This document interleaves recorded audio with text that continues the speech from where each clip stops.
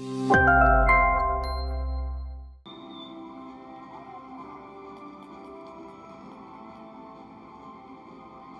Исматуллоев, рақами 8, Ҷовидон Хушвақтов, рақами 9, Билол Бобоев, рақами 81, Шаҳбон Юсуф Рабиев дар гузашта яке аз беҳтарин маҳсуб меёбад. Тамошобинони азиз, ҳайти даста Регарта даст барои мо ва шумо чунин аст. Рақами 1 капитани даста, рақами 5 Усман Қосим, рақами 22 Ёқуб Ҷунсобиқа ҳоло мавқеъҳои гуногун доранд. Регарта даст назар ба барқчи мавқеъаш хеле хуб аст. онҳо дар зинаи сеюми ҷадвали чемпионат қарор гирифтанд.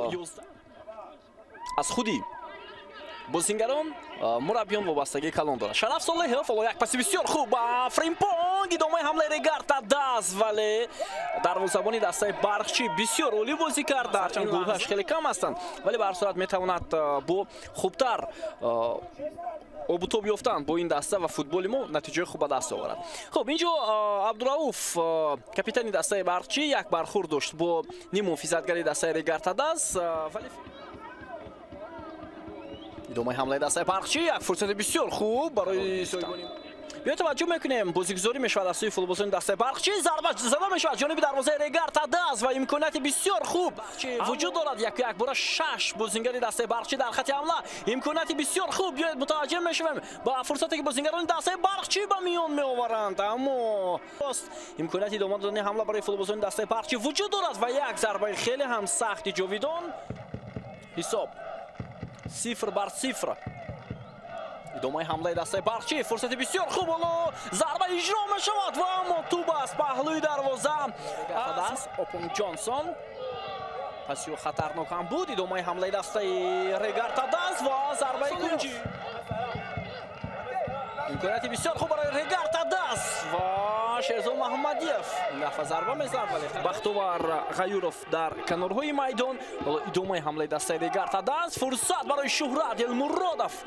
сармураббии даста Юсуф Рабиев аст. идомаи ҳамлаи Регарта даст ва гол! зарбаи Шараф Солеҳов дар дақиқаи 48 рақобат ҳисобро босро ҳадду канор надорад. биё таваҷҷӯҳ мекунем худи Шараф Солеҳов ва инҷо туб ба бозингарони барқчи расиду ба пои Шараф Солеҳов рафт ва ин бозингар тавонист тубро ба кунҷи дарвозаи дастаи барқчи равон кунад. меҳосилот бо 4 туб ва Алишер Ҷалилов аз Истиқлол. идомаи ҳамлаи Регарта даст ва зарбаи бисёр хуби Опонг Ҷонсон.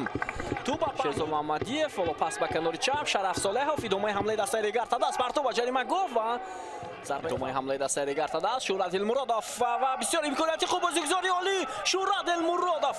имкони зарба Ҷовидон Хушвақтзода тубро аз даст медиҳад. бозингари рақами 8 барқчи дар муқобили футболбози рақами 8 Регарта даст. имконият барои Регарта даст. Шуҳрат Елмуродов пас ба Квадло Фримпонг, зарба ва гол.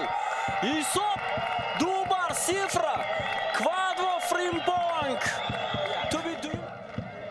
خب بیاد بار دیگر میبینیم اصلا اینجا از حمله دیگر تا دست حالت تکرار برای ما و شما پیشکش میشود، ولی اگر از حالتی از دست دادن توپ که جویدون خوشوقت‌زاده توپ رو از دست داد توجه کنیم، اونجا خطای نیمه‌فیزدگری دسته برقچی بود و بعدا فوتبالبازان دیگر تا دست توانست جویدون خوشوقت‌زاده ضربه او جانبی دروازه و ابراهیم اسماعیلوف توپ رو داشته میگیرد.